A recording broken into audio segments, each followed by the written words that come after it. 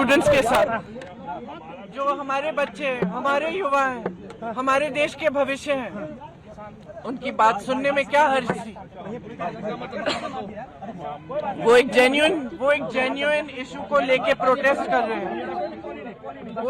वो जो उनके साथ हो रहा है, वो उसका दुख लेकर, गुस्सा लेकर प्रोटेस्ट कर रहे हैं।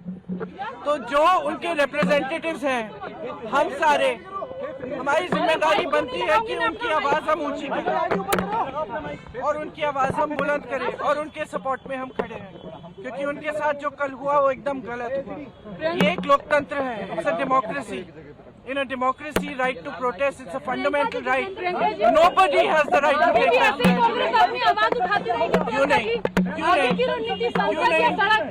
क्यों नहीं? जहाँ पे जरूरत होगी वहाँ हम आवाज उठाएंगे। डिमांड उनका पहले कुछ और था, उन्होंने बोला कि रेजोल्यूशन चाहिए धर्मेंद्र प्रधान का, तो उनका डिमांड जो है वो बदला था प्रोटेस्ट के दौरान, जब पीएम हाउस के बाहर वो प्रोटेस्ट कर रहे थे।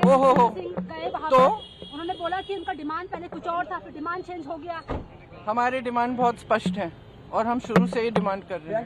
जो एजुकेशन सिस्टम एकदम ब्रोकन है, उसको हमें दुरुस्त करना है, उस सिस्टम को ठीक करना है। उसके लिए आप डिस्कशन करो।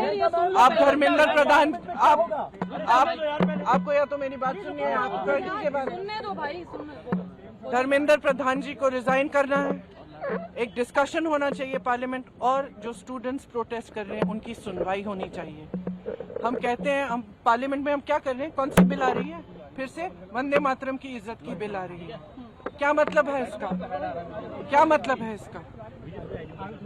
वंदे मातरम का मतलब क्या है?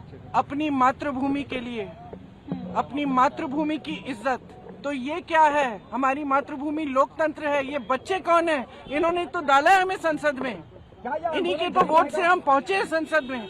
संसद उनका है, लोकतंत्र उनका है, देश उनका है। आप उनके बारे में नहीं सोच रहे हो? उनके लिए बिल क्यों नहीं आ रही है? एजुकेशन सिस्टम के ओवरहॉल के लिए, एजुकेशन सिस्टम में जो पैसे खर्च रहे हैं 1.4 लाख करोड़ रुपए, आपने कभी सोचा है अडानी और अंबानी के लोन कितने माफ हुए? 16 लाख करोड़ 16 लाख करोड़ उनके लोन माफ हो रहे हैं। और एजुकेशन, पूरे देश के एजुकेशन में आप 1.4 लाख करोड़ डाल रहे हैं। क्या ये मांग करेगी कि कोई बिल लाया जाए एजुकेशन सिस्टम की? डिस्कशन होना चाहिए, डिस्कशन होना चाहिए। जो स्टूडेंट्स कह रहे हैं उनकी सुनवाई होनी चाहिए, उन पर लाठियां नहीं बरसानी चाहिए, उन पर आंसू गैस नहीं डालना है। छोटी छोटी बच्चियां हॉस्पिटल में हैं, उनके पेरेंट्स की हालत देखिए।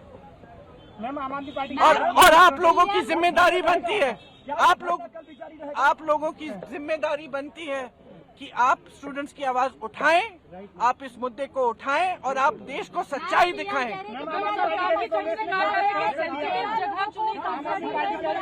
क्योंकि सुन लीजिए, क्योंकि अगर हम डिस्कशन चाहते हैं, डिस्कशन नहीं होता है।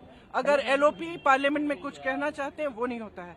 अगर हम परमिशन मांगते हैं कि हम धरना प्रदर्शन करना चाहते हैं, वो परमिशन नहीं मिलता है। तो हम वहाँ पहुँच गए जहाँ इनको उम्मीद नहीं थी कि हम पहुँच जाएंगे।